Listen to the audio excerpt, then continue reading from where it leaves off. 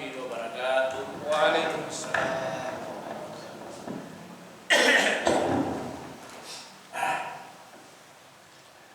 Bismillahirrahmanirrahim. Alhamdulillahirabbil alamin. Alladzi arsala rasulahu bil huda wa dinil haq liyudhhirahu 'ala dini kulli walau karihal kafirun. Asyhadu an la ilaha illallah wahdahu la syarika lah wa asyhadu anna Muhammadan abduhu wa rasuluh. Allahumma shalli ala Muhammad wa ala alihi washabihi ajma'in. Amma ba'du. Qala Allah ta'ala fi kitabil karim, a'udzu billahi minasyaitonir rajim. Bismillahirrahmanirrahim. Wal takum minkum ummatun yad'una ilal khair wa ya'muruna bil ma'ruf wa yanhauna 'anil munkar wa ulaika humul muflihun. Ibu-ibu, bapak-bapak dan saudara-saudara sekalian yang dirahmati Allah Subhanahu wa taala. Alhamdulillah kita senantiasa bersyukur kepada Allah Subhanahu wa taala atas kehendaknya pada pagi hari ini kita dapat bertemu di tempat yang dimuliakan oleh Allah Subhanahu wa taala. Mudah-mudahan kita senantiasa dirahmati oleh Allah, diberi pertolongan Allah Subhanahu wa taala. Mudah-mudahan kita semua menjadi manusia-manusia kuntum khaira ummah, manusia yang terbaik. Selawat dan salam mudah-mudahan tetap tercurah kepada kita Nabi Muhammad SAW sebagai penutup dari sekalian nabi. Bapak Ibu sekalian berbahagia, pada pagi hari ini saya akan menyampaikan materi matan keyakinan dan cita-cita hidup Muhammadiyah. Dari matan itu merupakan salah satu ideologi Muhammadiyah. Jadi Muhammadiyah itu punya ideologi itu banyak sekali, mulai dari Ahmad Dahlan, kemudian Kiai Haji Mas Mansur, itu dulu dikenal dengan Langkah 12. Langkah 12. Kemudian zaman Ki Bagus Hadikusumo kita kenal dengan Mukaddimah Anggaran Dasar Muhammadiyah. Itu pimpinan pusat Muhammadiyah itu terlibat di BPUPKI. Ketika 7 kalimat diusulkan dihilangkan, paling alot itu Ki Bagus itu. Jadi ketuhanan dengan menjalankan kewajiban menjalankan kewajiban baik kewajibannya itu. 7 kalimat dihilangkan atas lobi daripada Muhammad Hatta, ya, Kasman, Muhammad Hasan dari Sumatera. Jadi tinggal ketuhanan. Tapi karena demi menjaga ketauhidan kita, maka Ki Bagus menambah ketuhanan yang maha. Ditanya apa maksudnya? Itu tauhid, itu tauhid. Itu jawaban Ki Bagus. Tapi generasi muda jarang diajarkan. Apalagi berhubung ini tidak pernah. Padahal itu salah satu pesan daripada Ki Bagus Hadikusumo yang punya konsep pemikiran tentang Mukaddimah Anggaran Dasar Muhammadiyah. Dari Mukaddimah Anggaran Dasar Muhammadiyah ketika zamannya Sultan Mansur, orang Sumatera itu jadi ketuanya, lahir apa yang kita kenal dengan Khitah 50. Kemudian kemudian ketika Orde Baru itu lahir, tiba kepemimpinan daripada Ki Bagus dulu, Ki Bagus Hadi Kusuma bukan, yaitu Fakih Usman. Fakih Usman itu ya konsepnya melahirkan kepribadian Muhammadiyah.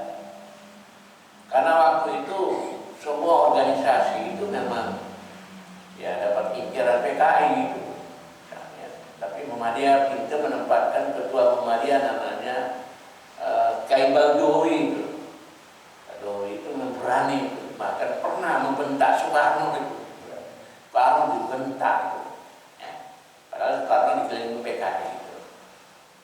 Fakih Usman kemudian dilanjutkan oleh bapak kita yaitu A.R. Fakhruddin. Berapa kali ke Malang, saya juga tidak pernah ketemu. Nah, di zaman Pak inilah lahirnya itu adalah lahirlah khitah perjuangan, itu kita kenal dengan matan keyakinan dan cita-cita hidup Muhammadiyah. Sebenarnya Ustadz Mubalik itu tidak kehabisan bahan, Pak, kalau mereka mau mempelajari Muhammadiyah. Rata-rata Ustadz itu hanya di CNN saja, Pak, tidak aktif di Muhammadiyah, tidak aktif. Sehingga sumber di Muhammadiyah itu banyak yang mereka tidak baca, termasuk matan keyakinan. Kemudian yang paling lengkap itu hasil keputusan muktamar di Jakarta. Itu sangat lengkap, Pak. Namanya Pedoman Hidup Islami Warga Muhammadiyah. Hanya saya itu jarang disosialisasikan itu, Pak. Ya, jarang. Kecuali memang orang-orang yang aktif Muhammadiyah. Jadi kalau nanti pimpinan Muhammadiyah itu harus aktivis, tidak hanya mubalik saja, Pak. Aktivis dia tahu dari bawah itu. Kemudian lagi HPT itu sudah 3, Pak. Ini 3 sudah. 3 HPT ini. 1, 2 itu adalah terbit di Malang, Pak.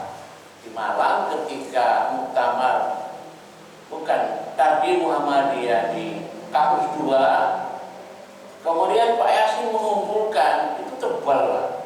Ketika kita ke muktamar Aceh, itu diterbitkan oleh UMM. Sampai di sana habis terjual, Pak. Terus oleh pimpinan pusat menegur, tidak boleh itu. Pimpinan daerah berani menerbitkan itu kewenangan dari PP. Akhirnya 1 kali terbit, Pak. Tidak semua orang punya itu, Pak. Tidak semua. Kecuali saya, Pak Taufik Sulma, yang wakil peserta, Pak Yasin, Pak Dula Hasim, mungkin punya itu. Karena kita sebagai peserta utama. Kemudian yang terakhir tebal sekali, Pak, tebal. Dan di Muhammadiyah itu kita kenal dengan tanya jawab agama. Itu 8 jilid sudah, Pak. 8 jilid. Jarang yang punya. Sekarang Pak Syafruddin, siapa namanya, Sirajuddin yang menjualkan itu. Setelah saya foto, saya kirim, terus akhirnya banyak yang berminat. Jadi sumbernya itu kalau mau ceramah itu ambil sumber itu sudah cukup, lebih dari cukup, karena itu keputusan dari pimpinan pusat sekaligus keputusan daripada Majelis Tardi Muhammadiyah, Tardi, Pak, orang-orang ahli agama. Sehingga saya lihat di SMN kok ada orang baru kok membahas masalah-masalah fikih, pada orang baru. Ini jelas dari mana Muhammadiyah kok muncul? Sering muncul di SMN itu, sering muncul itu. Pakai sumber yang lain. Saya kalau mau negur ya gak enak. Biarkan saja. Karena kita ini termasuk generasi sudah Pak Abdul Hasim, Pak.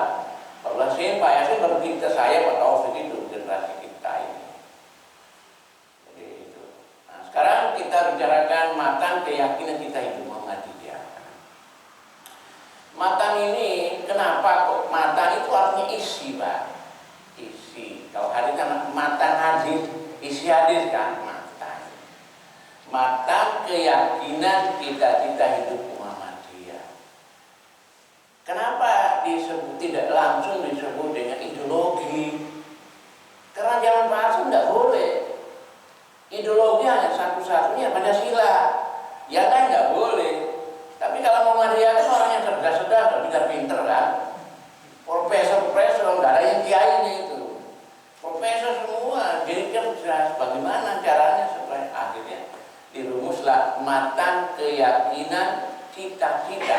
Ya kita itu namanya ideologi kan. Kita hidup Muhammadiyah. Itu setelah Pak Usman itu Menteri Agama.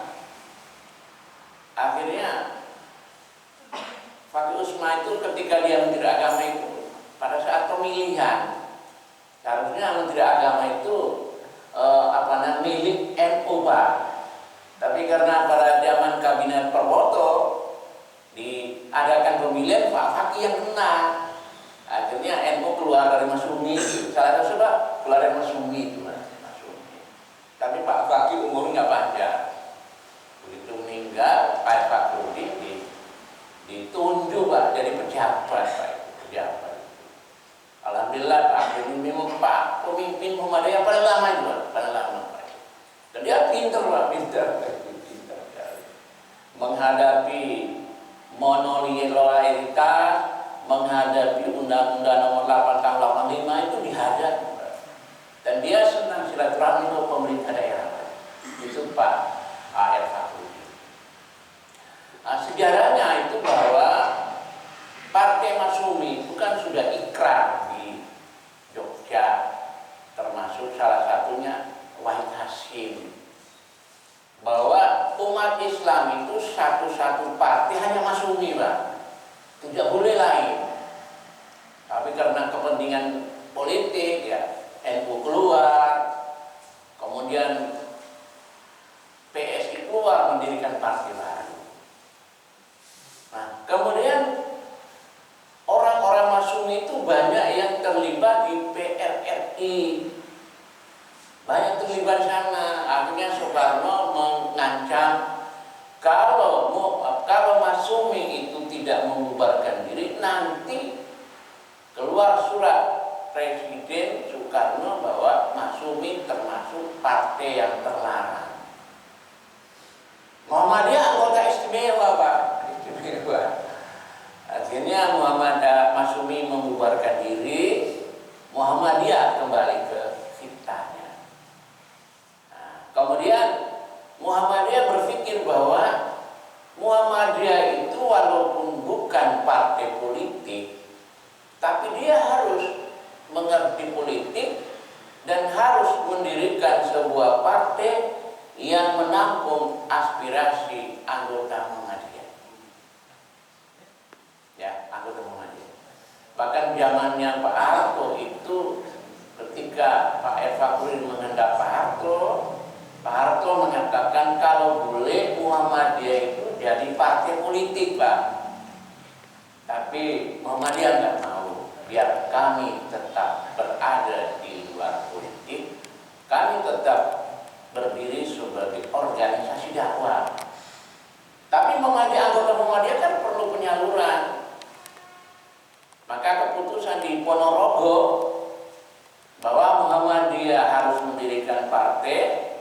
Kalau saluran, ada dua saluran. Saluran kemasyarakatan itu adalah organisasi ormas Muhammadiyah. Saluran politik Muhammadiyah mendirikan apa yang kita kenal dengan partai apa itu, bukan Masyumi, Parmusi Pak, Parmusi. Nah, pada saat Orde Baru muncul di Malang itu diadakan, karena Masyumi itu dibubarkan, diadakan konferensi di gedungnya masih ada, gedungnya di Cendrawasih Pak. Itu tempat pertemuan tokoh-tokoh Masyumi, mantan tokoh Masyumi untuk membangkitkan Masyumi kembali.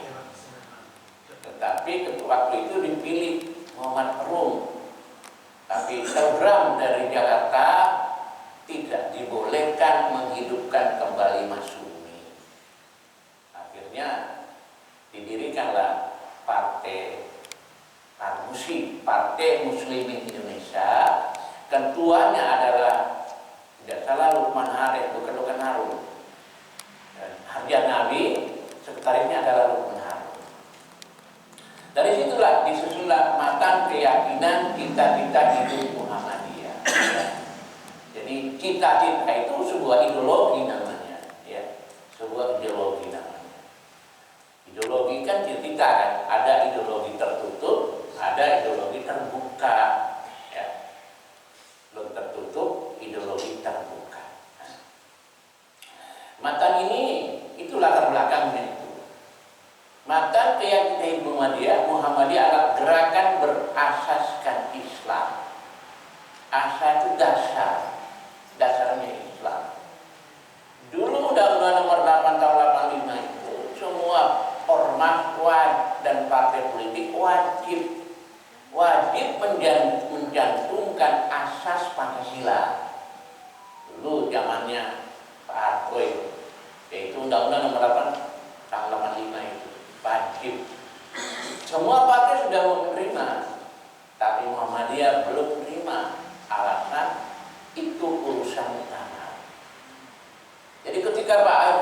datang kunjungi kampus 2, waktu saya sedang ngajar itu disampaikan bahwa siapapun pimpinan Muhammadiyah wilayah, daerah, cabang tidak diberi kewenangan untuk menanggapi tentang asas. Asas itu urusan pimpinan pusat. Itu instruksi. Tidak ada orang yang berani demi menjaga keutuhan Muhammadiyah itu. Asas. Kita dan bekerja untuk terwujud masyarakat Islam yang sebenar-benarnya. Ini hampir sama dengan tujuannya. Jadi maksud tujuan Muhammadiyah itu menegakkan dan menjunjung tinggi agama Islam sehingga terwujud masyarakat Islam yang sebenar-benarnya.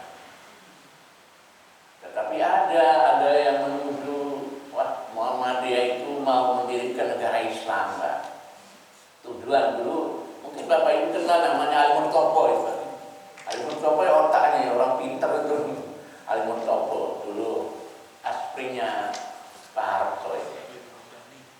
Kemudian Undang-Undang nomor 8 tahun 85 di Solo itu kan Pak Air Fakhruddin minta Pak Harto membuka utama. Tapi apa jawaban Pak Harto? Kalau Muhammadiyah mau menerima Pancasila sebagai asasnya, insya Allah saya akan buka. Pak Harto datang. Dan apa yang diomongkan Pak Harto menyatakan bahwa saya ini adalah anak didik Muhammadiyah. Pak Harto SMP Muhammadiyah Solo, Pak. Anak didik Muhammadiyah dan diberi amanah untuk memimpin bangsa dan negara. Semua senang, menteri-menteri senang, Pak. Akhirnya semua menteri mengaku Muhammadiyah itu banyak sekali, apalagi di akhir begitu, Pak. Kayak siapa itu? Harmoko dulu itu diberi gelar hari-hari omong kosong, Pak. Itu juru bicaranya Pak Harto itu, Pak. Harmoko itu hari-hari omong kosong itu, Pak. Saya dulu itu tukang bawa tasnya Pak Hamka, Pak. Itu Pak Harmoko itu, tukang bawa tasnya Pak Hamka itu. Kemudian kalau Faisal Tanjung memang orang Muhammadiyah, keluarga Muhammadiyah. Faisal Tanjung, Ahmad Tanjung memang Muhammadiyah di Panglima ABRI itu. Waktu di Aceh dia juga ikut hadir. Jadi semua orang itu mengaku Muhammadiyah itu, mengaku Muhammadiyah. Gara-gara Pak Harto ngomong itu, Pak. Akhirnya pada muktamar itu asas Islam diganti Pancasila. Tapi Islamnya di mana? Islamnya pasal 2. Muhammadiyah itu gerakan Islam, berakidah Islam, bersumber kepada Al-Quran dan Hadis. Kalau tujuannya apa? Menegakkan, menjunjung tinggi agama Islam sehingga terwujud. Tadi ini kan masyarakat Islam sebenarnya kan diganti masyarakat utama, adil dan makmur yang diridhoi oleh Allah Subhanahu wa taala. Jadi Islam benar-benar diganti dengan masyarakat utama, adil dan makmur yang diridhoi oleh Allah Subhanahu wa taala. Itu asas itu.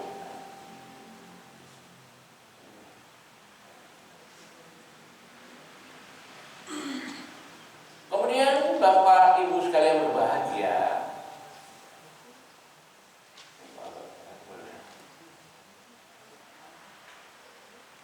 ini sejarahnya. Muhammadiyah dalam mengamalkan ajaran Islam. Jadi matan keyakinan Muhammadiyah itu adalah suatu karya terbesar, Pak. Dari ajaran Islam semuanya tercantum di sini, Pak. Tercantum di sini. Jadi pertama Muhammadiyah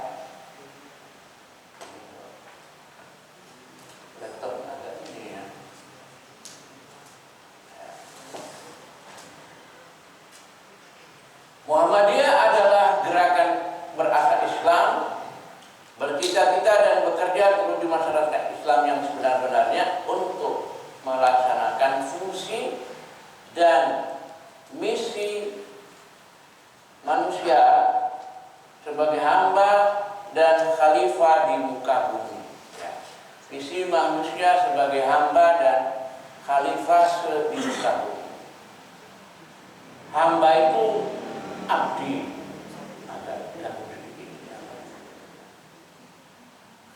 khalifah, artinya manusia itu kan satu sebagai hamba Allah, kedua manusia sebagai pemegang amanah, ketiga manusia sebagai khalifah di muka bumi. Sesuai dengan Allah menciptakan kita kan, wa ma khalaqul jinna wal insa illa liya'budun. Tugas kita sebagai hamba. Kedua sebagai amanah. Jadi bumi langit itu oleh Allah menawarkan untuk diberi amanah, semua menolak karena mereka tidak sanggup. Manusia juga sebagai khalifah. Khalifah itu kan mereka, kita rata-rata mengartikan khalifah itu adalah pemimpin kan, pengganti. Tapi saya membaca sumber-sumber itu, khalifah itu adalah makhluk yang bergenerasi, Pak. Makhluk yang bergenerasi ya. Jadi generasi pertama punah, ganti generasi berikutnya, ganti terus. Ya, jadi generasi Pak Karno meninggal, ganti generasi Pak Harto, Habibie, Gus Dur, terus bergantian. Itu namanya khalifah, itu artinya makhluk yang bergenerasi, ganti bergantian. Muhammadiyah berkeyakinan bahwa Islam adalah agama Allah yang diwahyukan kepada Rasul sejak Nabi Adam, Ibrahim, Musa, Isa, dan seterusnya sampai kepada Nabi Muhammad sebagai hidayah rahmat Allah kepada umat manusia sepanjang masa dan menjamin kesejahteraan material dan spiritual dunia dan akhirat. Jadi yang kedua itu Bapak Ibu bisa melihat di Kitabul Khamsatu ya. Itu definisi ad-dinul Islam. Jadi Muhammadiyah berkeyakinan bahwa Islam adalah agama Allah yang diwahyukan kepada Rasul sejak Adam sampai Nabi Muhammad sallallahu alaihi wasallam. Nah, bisa dilihat di kitab itu. Yang pertama tentang agama, ad-dinul Islam alladzi ja'a bi Muhammadin sallallahu alaihi wasallam huwa ma anjalallahu fil Qur'an. Islam itu adalah apa yang diturunkan Allah dalam Quran. Wa ma ja'at bi sunnati shahihah, dan apa yang terdapat dalam sunnah sahih. Jadi sunnah sahih itu sebelum muktamar muktamar tadi di Malang, itu sunnah sahih itu adalah yang dipakai hadis sahih saja dan mutawatir saja. Tetapi setelah muktamar tadi di Malang itu sunnah sahih itu al-maqbulah. Itu berarti hadis hasan itu bisa masuk, bisa dipakai sepanjang tidak menyangkut masalah ubudiyah. Kalau menyangkut masalah ubudiyah kita pakai hadis sahih itu. Minal awamiri wan nawahi, di dalamnya ada perintah, sholat, puasa itu perintah kan, zakat, haji perintah. Wan nawahi ada larangan. Larangan itu tidak boleh minum keras, berzina, membunuh, atau melakukan perbuatan fasyiah, atau melakukan perbuatan munkar yang merugikan orang lain. Jadi minal awamiri wan nawahi, dan larangan, wal irsada. Irsada itu petunjuk bagaimana kita sholat, bagaimana kita puasa. Lisal ibadah dunia wa ukhra. Untuk apa? Untuk kebahagiaan manusia di dunia dan di akhirat. Jadi Allah itu sebelum mengajak manusia, sebelumnya Allah mengutus seorang nabi atau rasul. Wa ma kunna mu'adzibina hatta nab'atsa rasulah. Kami tidak akan mengajak satu kaum sebelum kami mengutus seorang rasul. Itu pertama. Yang kedua, ad-dinu wa ma syara'ahu ala lisani anbiya'i minal awamiri. Agama Islam adalah apa yang disyariatkan oleh Allah dengan lisan atau perantaraan nabi-nabi, ada petunjuk, ada larangan untuk kebahagiaan manusia di dunia dan akhirat. Jadi dua definisi itu menunjukkan bahwa Islam itu sejak Nabi Adam sudah beragama Islam. Salah satu cirinya adalah semua nabi mengajak untuk bertauhid, berakidah Islam. Hanya Nabi Muhammad itu merupakan nabi yang terakhir, dan Nabi Muhammad itu penyempurna, Pak. Penyempurna agama-agama yang bahkan sebelumnya itu.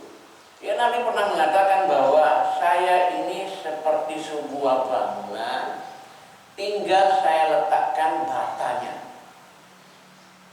Itu Nabi mengatakan itu. Sehingga dalam surat Al-Maidah 3 itu, al-yauma akmaltu lakum dinakum wa asmamtu alaikum nikmati wa raditu lakumul Islam dinan. Pada hari ini aku sempurnakan untukmu, bagimu, agamamu.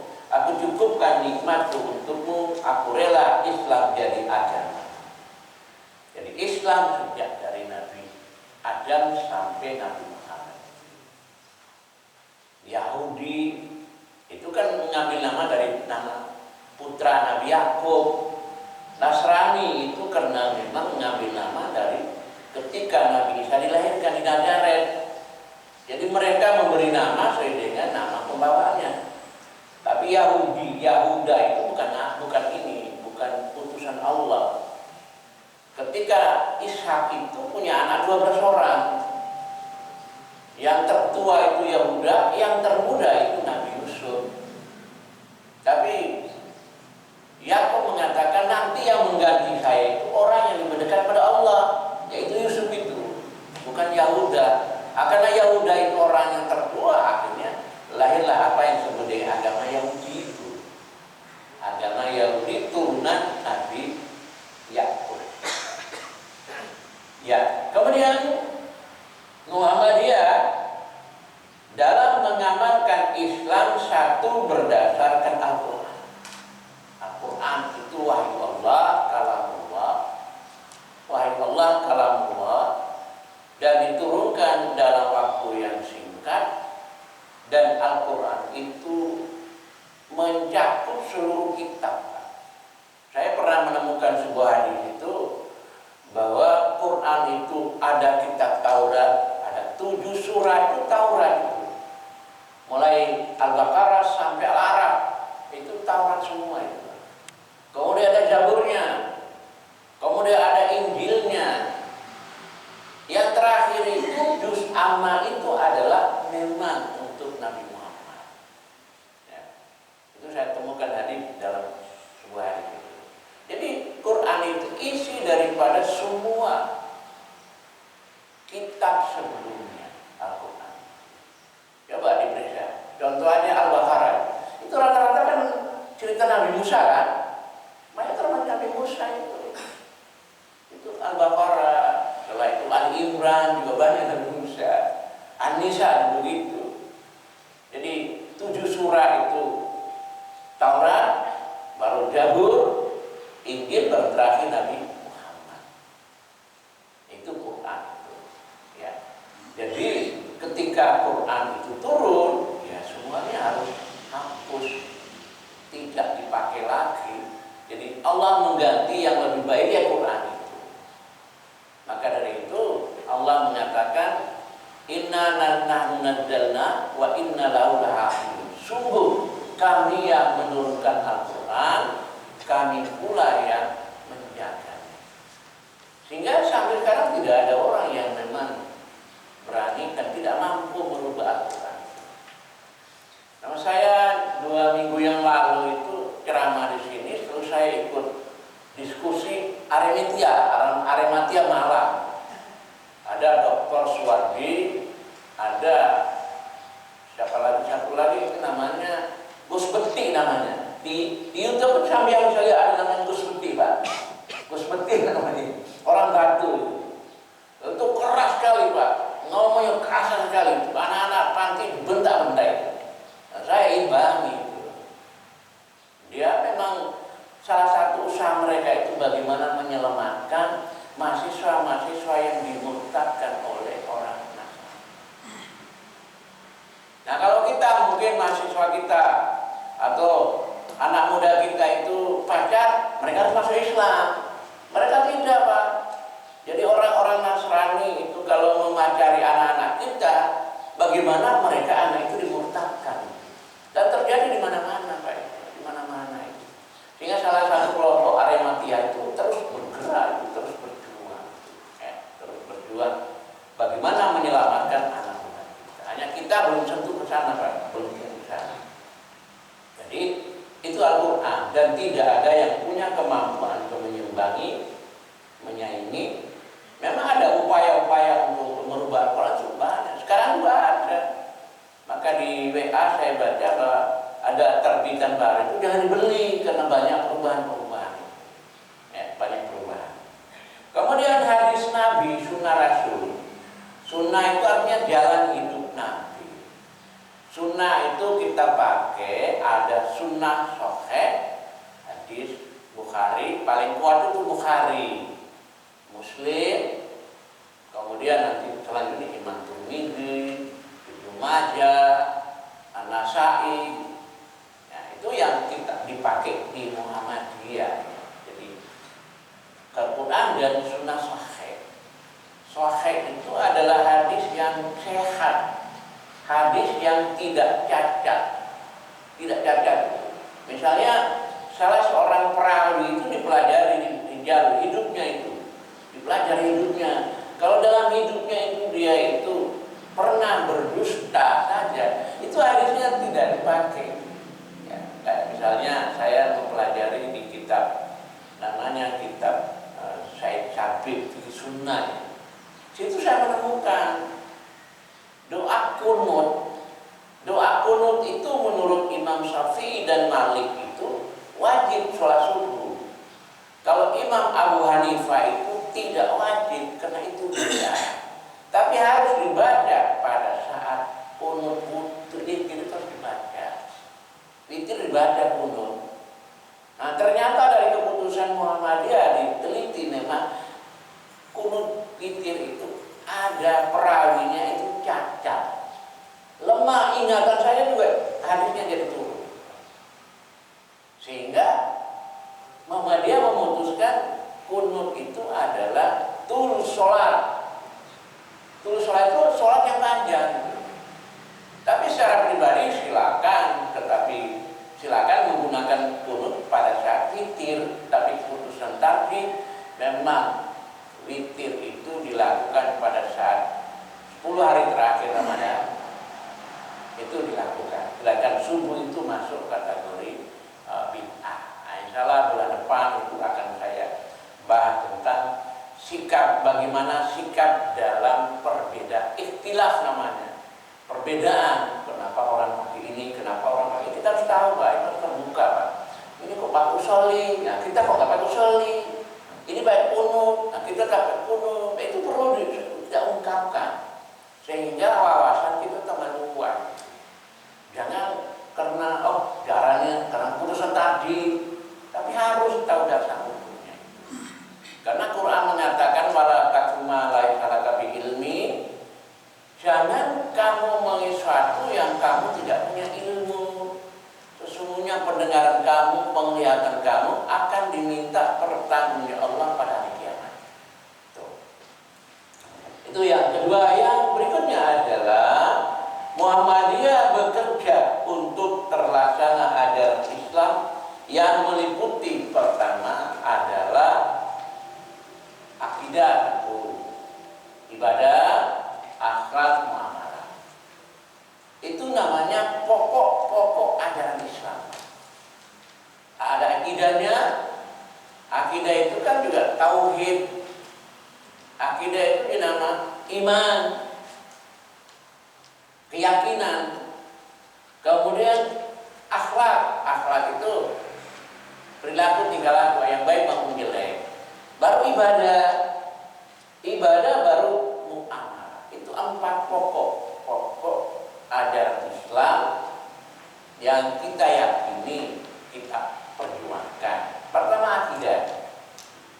Akidah itu keimanan, keyakinan. Keimanan, keyakinan bisa juga disebut usuluddin. Usuluddin itu yang ilmu dasar.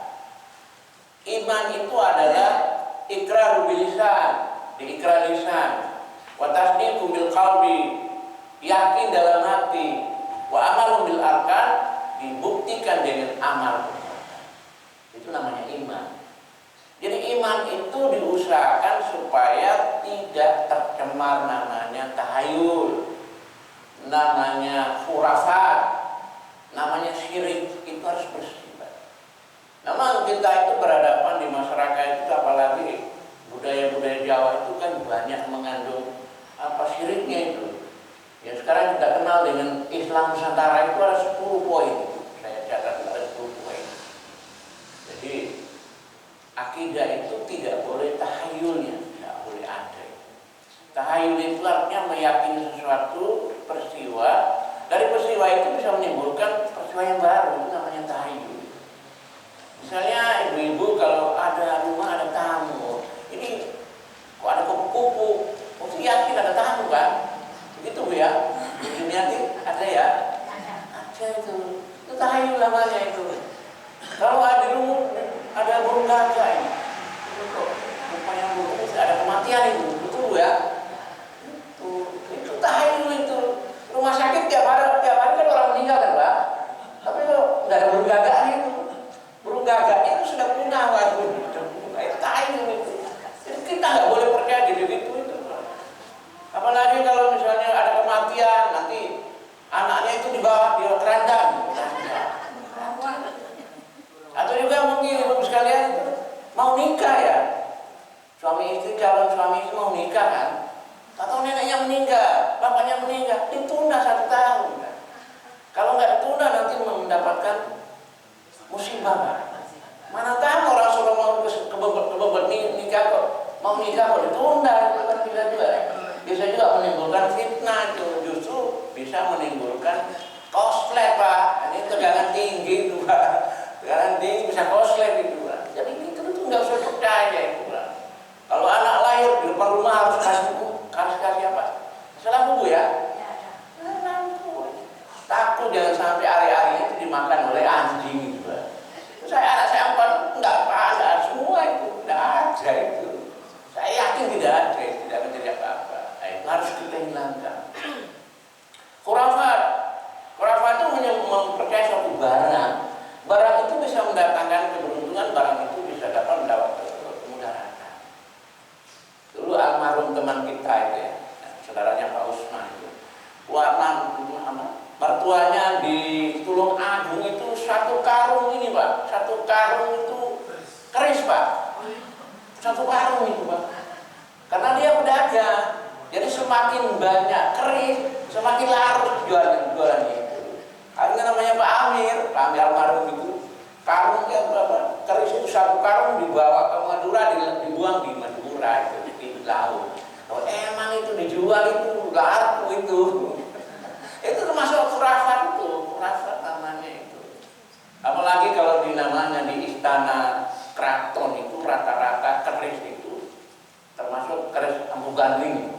Dianggap itu kiai ya, rata-rata kiai itu khurafat semua itu. Kalau kita nggak usah percaya itu, nggak usah percaya itu.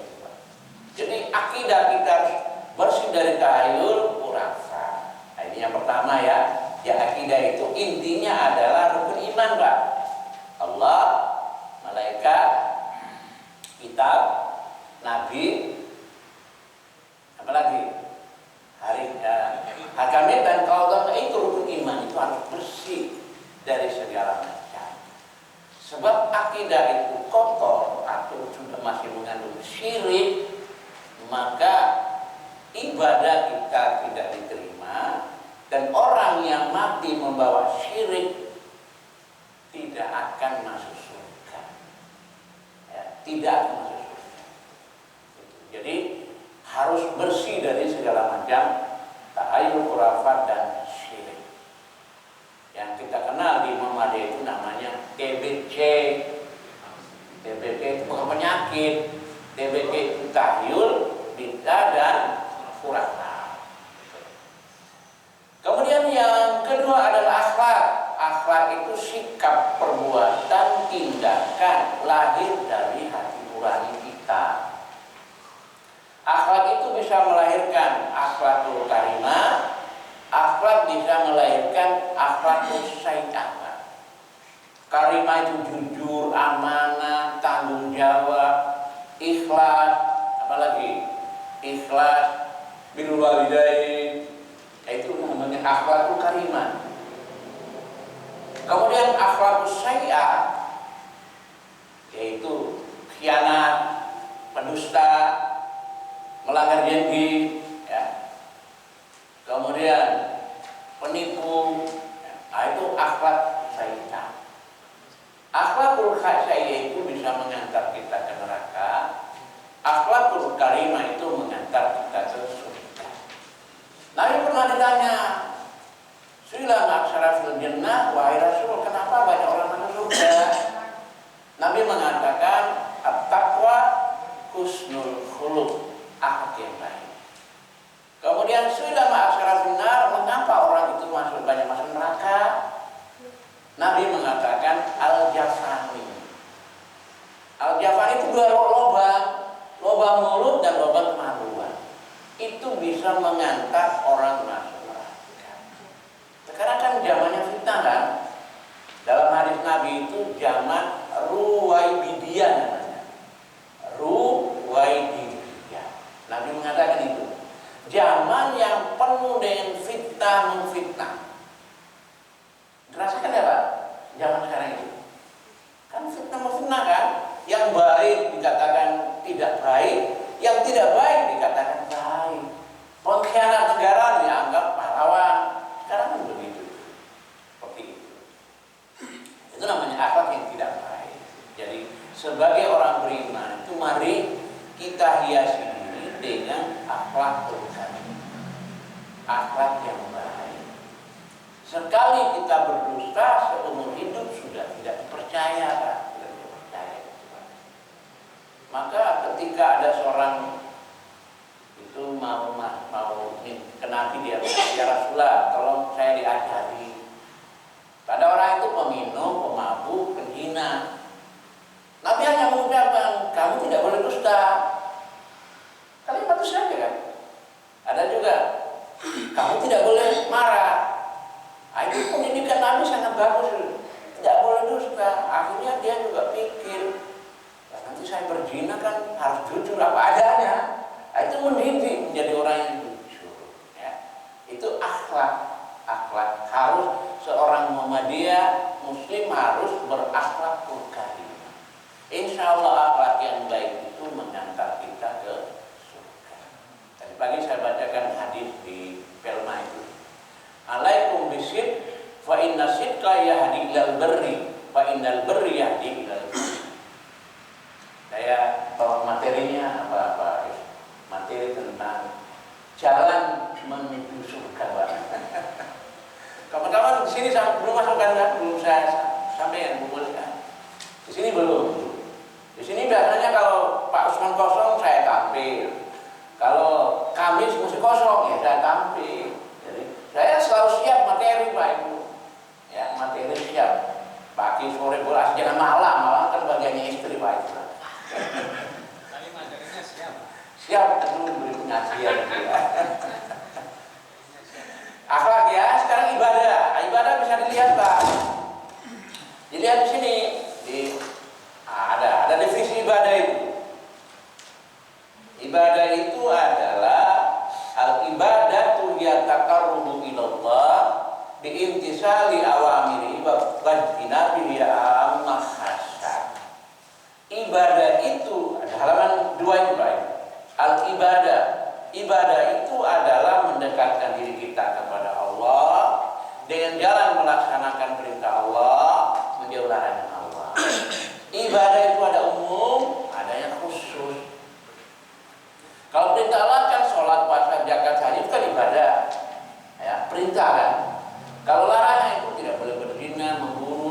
fasya, mungkar dan itu larangan. Nah, di situ ada ibadah dua macam, ibadah umum dan khusus. Ibadah khusus namanya ibadah mahda. Ibadah mahda itu ibadah yang sudah ada aturannya, tidak boleh ditambah. Sholat, tidak usah ditambah-tambah. Soli nggak usah itu, tidak ada dalilnya itu menambah itu. Ya. Kemudian ibadah puasa begitu. Puasa itu tadi bagi ada agak ini, puasa itu pada sunnah ya. Puasa wajib, sunnah itu Syawal, kemudian puasa Arafah, puasa Asyura, puasa tengah bulan, puasa Nabi Daud. Itu selain itu bukan, tidak ada tuntunan. Apalagi puasa Rajab itu puasa hadisnya itu banyak yang mungkar. Teliti itu banyak hadis yang mungkar. Tapi karena orang nggak ngerti, katanya pahalanya besar sekali. Tidak ada tuntunan Nabi, man amila laisa amrun. Kalau kamu beramal kemudian amal itu tidak ada contoh kami, amal itu ditolak, Pak. Ditolak itu. Jadi setiap kita beramal itu harus ada landasan Al-Quran dan hadis. Itu di Muhammadiyah begitu. Jangan sampai jarain kata ini. Ibadah itu beragama tidak boleh kata orang, Pak. Harus tahu landasan. Itu namanya ibadah. Sedangkan ibadah umum ini ibadah umum, Pak. Jadi saya baca hadis itu mangghada ilal masjid. Barang siapa datang ke masjid la yuridu ayu an-lima. Datang kemudian tidak lain itu belajar. Ibu-ibu bapak mengajarkan dan mengajar, malu dan beramal, maka amal itu nilainya sama dengan al-hajju, hajah tamatan. Haji amalnya itu pahalanya haji yang sempurna, Pak. Haji yang sempurna. Jadi istilah saya itu haji tanpa biaya, Pak. Karena ikut pengajian itu haji tanpa biaya itu, Pak. Hanya nggak nampak, karena di akhirat belum nampak itu, Pak. Baru kita akan memperoleh pahala pengajian itu ibadah umum namanya itu. Ya, sedekah atau bekerja itu ibadah umum. Menuntut ilmu ibadah. Jadi apa saja yang kita lakukan dalam rangka mencari Allah namanya ibadah. Nah, ibadah khusus hanya ada aturannya itu. Ya. Contohnya haji. Pengalaman saya itu, bimbingan saya itu, ya sudah saya sampaikan. Namanya haji itu umroh 1 kali. Tapi karena ikut saudara mereka, minimal itu haji itu umroh itu 5 kali, Pak. Bukan dasar Quran, dasarnya itu mumpung masih di Mekah, Pak. Saya tanya, dasar mumpung masih di Mekah. Karena waktu itu saya satu kloter dengan jamaah atau wabin, mungkin di pasar sana itu. Itu banyak orang Madura. Mumpung di sini, Pak. Jadi mereka sampai 5 kali itu pergi tamim itu. Padahal haji itu umroh 1 kali saja, Pak. 1 kali.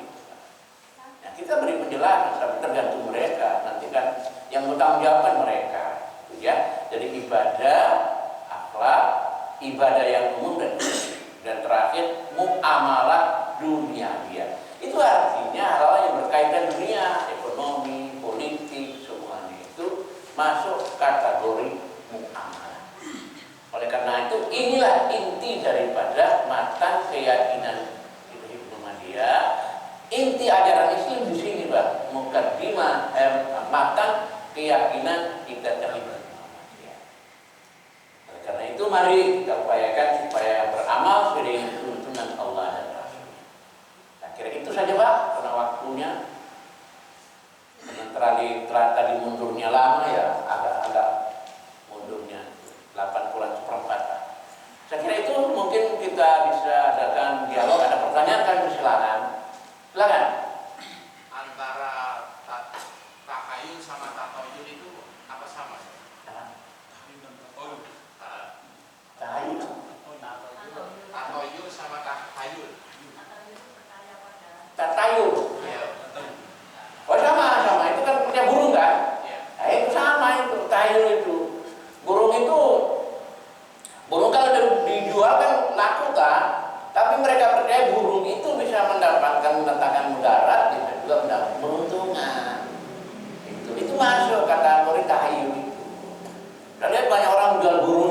tapi dijual, bukan mendatangkan. Kalau memang dijual ya dapat rezeki kan, nggak dijual belum dapat rezeki itu.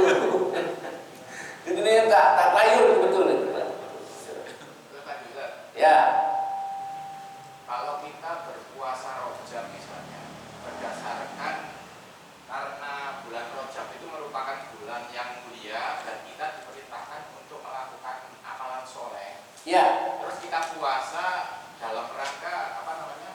Karena puasa itu merupakan amalan soleh. Itu gimana, Ustaz? Termasuk bid'ah atau? Bulan Rajab itu memang satu bulan itu 11 kali kita puasa. Senin, Kamis kan 2 kan? 4, 8 kan? Kemudian Yaumul Bid 3, 11 kan? Itu sudah cukup. Tapi kalau kamu puasa dengan niat Rajab itu namanya bid'ah itu mah. Kullu bid'atin dalalah wa kullu dalalatin finnar. Setiap menambah-nambah itu bid'ah, setiap bid'ah tempat neraka. Enggak, Ustaz, maksud saya itu bukan berdasarkan hadis yang lemah dan palsu tadi. Ya. Tetapi berdasarkan bulan Rajab itu bulan yang baik, terus kita mengamalkan amal soleh termasuk puasa itu, Ustaz itu. Tapi puasa jangan diniatkan puasa Rajab. Bukan. Tapi puasa Senin Kamis atau puasa tengah bulan atau mungkin ibu-ibu bisa pengganti puasa ya boleh. Misalnya ibu-ibu kan Ramadan kan mungkin 1 minggu nggak puasa kan, boleh di bulan Rajab. Itu masuk kategori amal soleh. Misalnya di luar yang Senin Kamis dan yang apa itu sebenarnya itu Itu puasa apa itu namanya? amal soleh itu ya. Oh nggak bisa. Nggak bisa, itu namanya menambah-nambah itu. Nambah-nambah itu namanya bid'ah. Bid'ah itu sesat. Jadi kalau memang dalam bulan Ramadan silakan puasa Senin Kamis.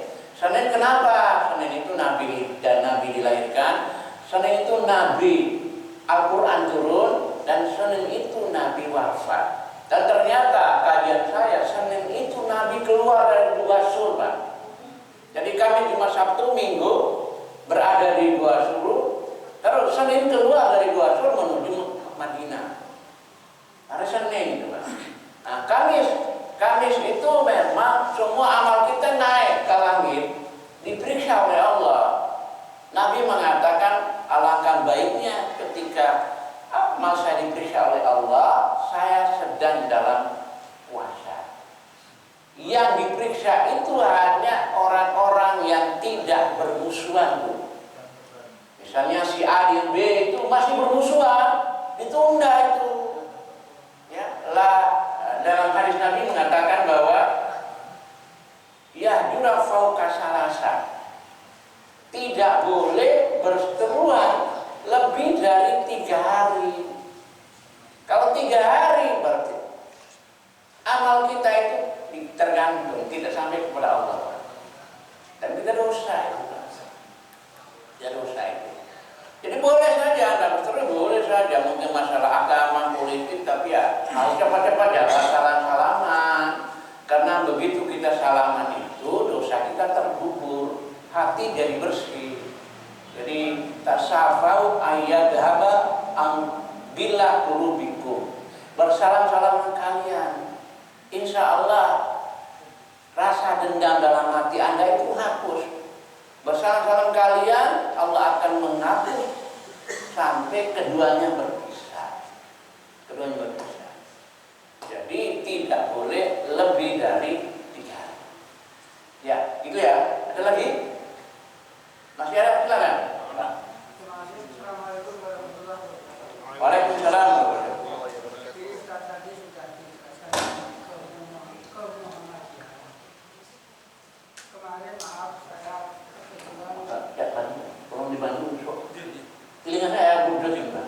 saya kebetulan membuka YouTube. Ya, di dalam YouTube itu ada Imam Besar Habib Rizik Syihab mengatakan bahwa Indonesia itu merupakan Indonesia ahli sunnah wal jamaah. Berkaitan dengan hal tersebut, saya ingin mendapatkan penjelasan dari Ustaz. Ahli sunnah wal jamaah itu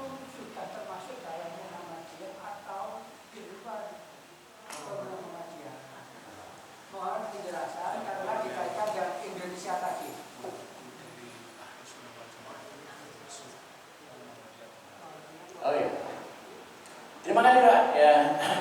Apakah Ahlussunnah wal Jamaah itu masuk Muhammadiyah enggak? Muhammadiyah apa? Ya. Jadi begini Pak, Ahlussunnah wal Jamaah itu artinya orang yang mengikuti sunnah Rasul, landasan Quran dan Hadis. Ya. Jadi semua orang Islam di Indonesia itu masuk kategori Ahlussunnah wal Jamaah. Hanya satu kelompok yang menganggap mereka itu Ahlussunnah wal Jamaah. Nah, kita tidak termasuk. Kita ini masuk, kita pegang Quran Hadis kan. Kecuali kita itu misalnya ikuti Islam setara, separuh Quran, separuh tidak, budaya lebih tinggi. Nah, kita dianggap kadrun, kadrun itu apa? Kadang guru nih. Kalau namanya kita sholat, kita puasa, zakat, itu perbedaannya sedikit. Semua itu Ahlussunnah wal Jamaah Pak itu. Kalau mereka mengatakan klaim mereka Ahlussunnah, silakan. Itu menurut mereka. Kalau menurut Islam itu semua orang Islam itu amanu wa amilus sholihah itu Ahlussunnah wal Jamaah, ikut Nabi kan. Kecuali kita ikut Syiah itu menganggap bahwa Ali itu adalah pengganti Nabi, bahkan Ali itu dianggap Tuhan itu Syiah. Itu jelas di luar Ahlussunnah wal Jamaah. Jadi itu Pak, kayak gitu ya Pak Ustaz, kita bisa ditambah. Itu Pak ya, ada lagi cukup? Kalau nggak ada lagi saya kira cukup, mohon maaf ya. Mudah-mudahan apa yang saya sampaikan itu bisa masuk. Dan mohon doanya Pak, agar saya juga sehat Pak. Soalnya saya hampir tiap hari keliling Pak. Adu Winangun, Jagung, Batu. Dulu biasanya ke Banyuwangi, ke Jombang, kemudian Blitar lama, Blitar Pak. Dulu Blitar lama Pak. Di Masjid Taqwa Muhammadiyah itu. Nah, karena sekarang usia sudah senja nih, sudah masuk generasi ini Pak. Nah, si Asar sudah ini Pak. Generasi Asar, jadi mudah-mudahan sehat, kita tetap tidak boleh. Ucapan saya baca dalam buku, ucapan Pak Al-Mahfudz itu dalam keadaan bagaimana